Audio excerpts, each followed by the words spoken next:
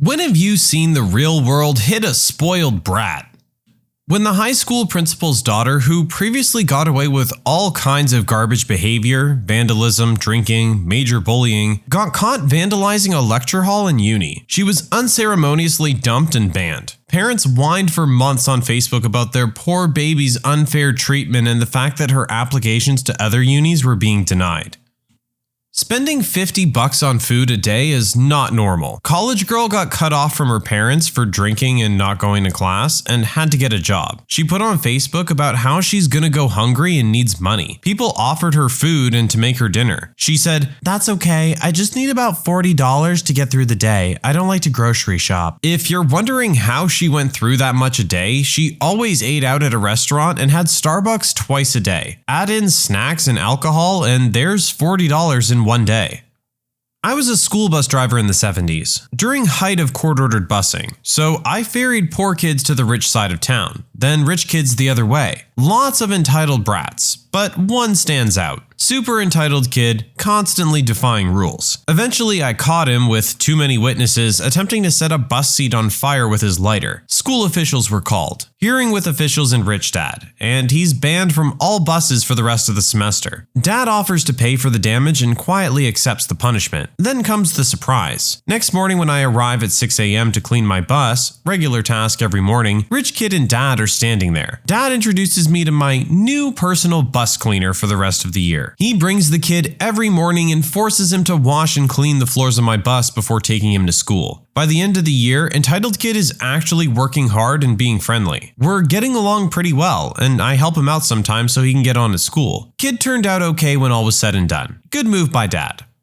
Back in engineering school, one of my classmates was the son of one of our professors. Now, this professor was a really nice dude. He paid attention to his students, his classes were fun, and he rarely failed anyone. His son, on the other hand, was a total jerk. Rude and nasty, and would always brag about how his dad was a highly senior professor with tenure. "You know who my dad is, right?" was literally his catchphrase. He wasn't even a good student. We ranked GPAs out of 10, and he was a 4. This professor actually taught a very specialized course, so we only had about 2 courses from him in our entire time at the school. This course in our 5th semester was a bit complicated. If you didn't do regular study, it was easy to fail, but if you practiced the stuff, passing was a breeze. So finals come around and Jerkface is out there bragging that he didn't need to study because his dad will pass him anyway. He took his confidence all the way to the exam hall. And then the results were out. He had scored 7 out of 100. We know because the professor called us all to the classroom and displayed his answer sheet on the projector. According to him, he was the 3rd student who had failed in his 20-year teaching career, and he couldn't be more disappointed that it was his son. The amount of verbal butt-whooping Jerkface received was enough to have him quivering like a wet cat in front of everyone. The next time he pulled the "Do you know who my dad is?" card, the standard answer he received was, "The one who failed you." He pretty soon stopped after that. He retook the exam the following year, failed again, and had to drop out. Wherever he is today, I hope he learned his lesson.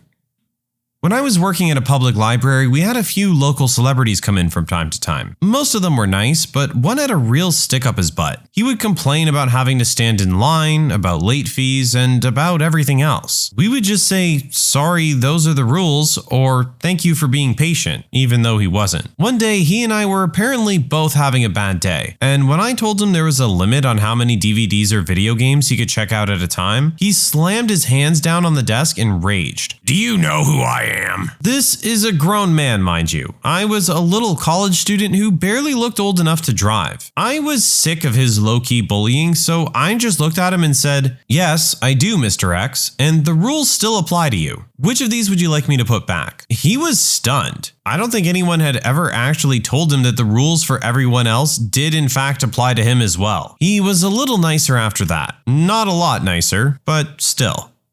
Video of a drunk college kid yelling at the cafeteria manager because he wanted bacon jalapeno mac and cheese. He hurls verbal abuse, pushes the manager, gets taken to the ground, and realizes his mistake when the cops show up. Him saying, "I'm so screwed," while being cuffed is super satisfying.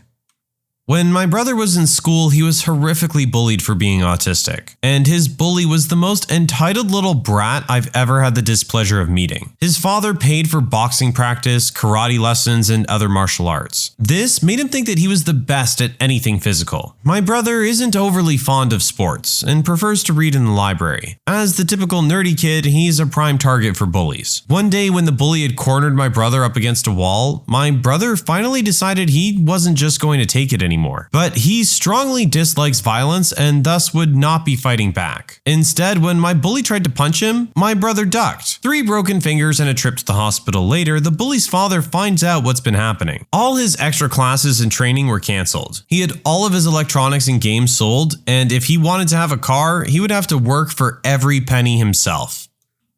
A kid in college was a roommate of mine. He was always bratty and spoiled, but hung out with us as if he were a good friend, and we let him chill with us because sometimes he wasn't bad. Then one day we heard him arguing with his mom on the phone that he needed more money. From the ensuing argument, we learned that he had, in less than 1 year, burned through 30 grand that his parents had given him for food and discretionary spending. Mind you, he was not paying for tuition, or lodging, or his car with this money. It was basically just food money, as all those other things were already covered by his parents. He was calling his mother some really nasty things and hung up on her. Then his father called and they got in an argument, cussing each other out. At the end of that call, he threw his iPhone at the wall and shattered it. This was the original iPhone. Turns out they cut him off, and he basically had to drop out of school and drive back home out of state because he couldn't afford to do anything anymore, and of course was too good to work a plebs job. He added me on Facebook about a year later and was a late blooming 9/11 truther. Obama was president by this time, and the only thing I ever said to him on Facebook was a simple reply correcting one fact that he was wrong about in his 9/11 conspiracy theory. He then posted 4 replies in quick succession telling me to open my eyes and then blocked me. Seems like maybe he didn't learn his lesson. Simple and pure example from my part. There was only one coffee shop on my campus, operating out of the library building, and it was always crowded. So you pretty quickly learned that if you wanted coffee before class, you got there 20 minutes early, grabbed a newspaper, I'm old, sue me, and took your time. It was always funny watching incoming freshmen crowd the line 5 minutes before their 8 a.m. and slowly filter out in despair as they realized there was absolutely no way that they were reaching that sweet Sumatra nirvana in time. Cue this little freshman girl, dressed in classic campus t-shirt, jean shorts, blonde ponytail coming out of the ball cap starter pack, walking up, assessing the line stretching out the door, and boldly deciding to just sorta skip it. Now, the baristas were usually pretty cool with people skipping for simple things, dropping down a quarter for some Scantrons or a buck for a cookie, anything that didn't require interaction. Not this girl. She caught the barista's attention while the previous customer was still paying, and went, "Hi, yeah, can I get a latte please? Like, really quickly?" The line starts back there," replied the now slightly confused girl behind the counter. "But I have class," whined the freshman. There was an awkward pause before the barista responded, "You're on a college campus. Are you freaking serious? Why do you think all these people are here? Back of the line." "Oh," was the only thing the freshman girl thought to say. As she turned to look at a line full of people staring daggers back at her, she looked not upset or embarrassed, but sort of enraptured with this newfound understanding that she's just been imparted. It's like for the first time in her life, she realized that other people were in her way for reasons. It was actually kind of beautiful to watch, like a baby deer learning to walk for the first time. Better late than never.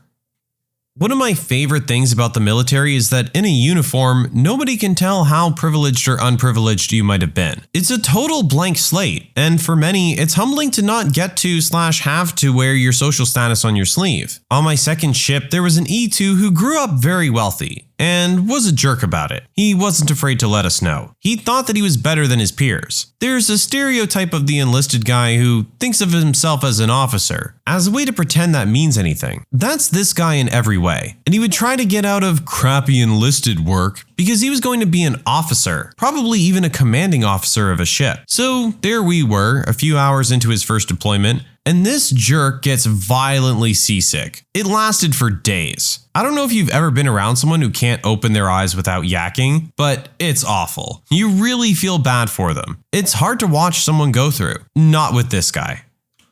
I'll admit that I was a bit spoiled growing up, though I didn't think I was a brat. My mom had a maid that came in several times a week. When I went to college, several things were very different for me. I knew how to clean up after myself, but cleaning a bathroom was completely new. The biggest shock was laundry. I had absolutely no idea what I was doing or how. I knew I was supposed to use detergent and softener, but I thought any soap would do, and didn't know what softener was. I had no idea how or when to add them either. Reality hit when a campus security guard came in and I asked how much of the dish soap I was supposed to use, and the man started laughing. He did help me get the right soap after and explained how to operate a washer dryer. I used to repair trails for the Forest Service, and I wouldn't call anybody a brat necessarily, but we're all pretty spoiled when it comes to manual labor and sleeping on the ground. On day 1, the bush plane flies the crew out to a grass airstrip about 40 miles east of town. Then you shoulder your pack, grab an axe and a shovel, and start hiking up the canyon, usually in the rain. Until you watch that plane disappear over the ridge, it's hard to imagine what you've signed up for. Hard labor all day, every day. Working, cooking, and camping in the rain that whole first month. No phone, no mail, no roof. And if you forgot something, you'll just have to live without it until the road opens in July. Wolves and mountain lions circle the camp at night. Sometimes bears come for your food. Everybody struggles for the first month. You'd see the kid who'd been the hard guy on his high school football team start to sit through lunch with his head in his hands just licked. Guys who are in the 1,000-pound club at their gym slumped up against a tree all evening, eating peanut butter for dinner because they were too beat to cook. Demanding as the job was, it wasn't really a physical issue. The best workers on the crew were hippie Jesus types with noodle arms who read Marcus Aurelius around the campfire at night. They just took everything as it came because no matter what, it just kept coming. Them and the Mormon ranch kids. I don't know how those kids came up, but nothing brought them down. In high school, one guy was a real jerk to everyone, and he had no sense of anyone but himself, and everyone kissed his butt because he was not only valedictorian of his class, but also star football, basketball, tennis, and track star. He was top dog for all the extracurriculars as well. He made my best friend cry multiple times just being a jerk towards her, and she had the unfortunate luck of being in his grade. He was also known as a player, just dating whoever he felt was hot enough for him, but would also put out for him. He honestly thought that nothing bad could ever happen to him because he was just that special. He graduated high school and went to his school of choice and immediately came out as gay on social media. Not long after that, he got his first boyfriend. Before the semester was even finished, his boyfriend cheated on him and he flunked out of his college and ended up having to go to another school. Last time I saw him, he was super polite and seemed to be rather humbled by his experience outside of our tiny town.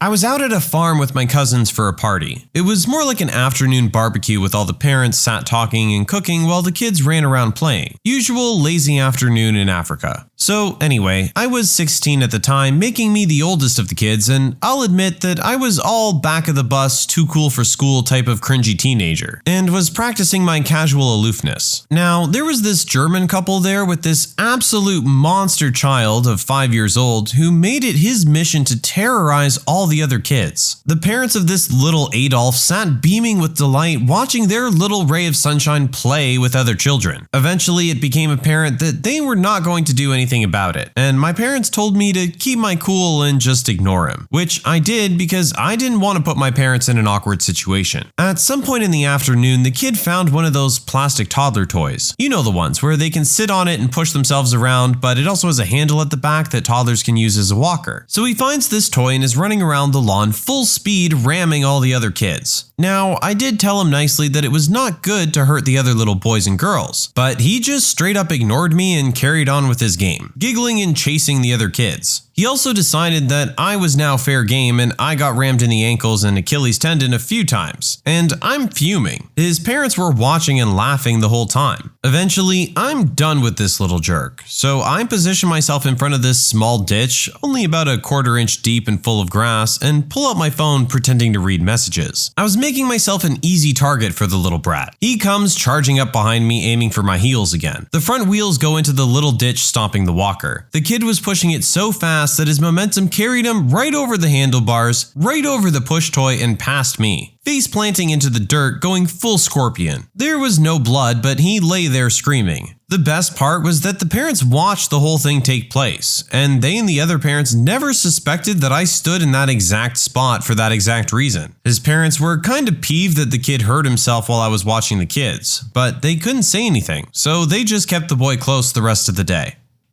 So this story isn't about a child. This was a full-grown woman, maybe mid-30s, who very clearly was handed everything in life. Spoiled, selfish, entitled, whatever you want to call it, she was way out of touch with reality. So I grew up in a very nice upper middle class area with nothing but houses for miles around. At the center is a small block with a little grocery store, a few boutiques, restaurants, and a drugstore. It being the only shopping center anywhere around tends to attract really snobby people. Anyway, I was maybe 14 or 15 and went to the drugstore to grab something or other and happened to wander past the makeup aisle. This drugstore is pretty large, so their makeup selection is huge, with every brand you can think of taking up one whole wall of the building. I had just rounded the corner where I saw this woman sitting on the ground just as I saw the manager coming around the opposite corner making a beeline for her like a bulldog. He stops, arms crossed, and the following happens. Ma'am, I hope you know you're going to have to pay for those. What? The makeup. All of these packages you've opened, you're going to have to pay for them. He gestured about towards where I was standing, still at the end of the aisle. I looked down to my right and saw what he was pointing at, the pressed powder compacts. She'd opened one of each shade ranging from ivory to warm beige and left the remains in piles at the bottom of each display. That's right, I said each. She went through every single brand and opened the packaged components. And to make it worse, each brand usually makes more than one type of pressed powder. There had to have been at least 40 of them. Her, agitated, "What do you mean? I don't understand. Why do I have to pay for them when I only need one?" Him, having a stroke, "Because you've destroyed them. And because you've used them. We can no longer sell those to anyone else because they've been contaminated by you." Her, becoming irate, "Well, I needed to test them to match my skin tone." It was at this point I realized that next to all the compacts were the used makeup sponges that come with them, as well as what appeared to be used baby wipes. Him, with an impending aneurysm, "Well, I hope it was worth all the money you now owe us." This was about 15 years ago, so the remainder of the conversation is fuzzy. I know she was panic crying and was refusing to pay, and he was threatening to call the cops. But I had to leave at that point, so I didn't get to see the outcome. But I do know that I did a little math when I got home. Nowadays, one of those compacts will cost about $10 each, but back then I'd say 5 to 6. So she had to pay at least $240 at the end of that.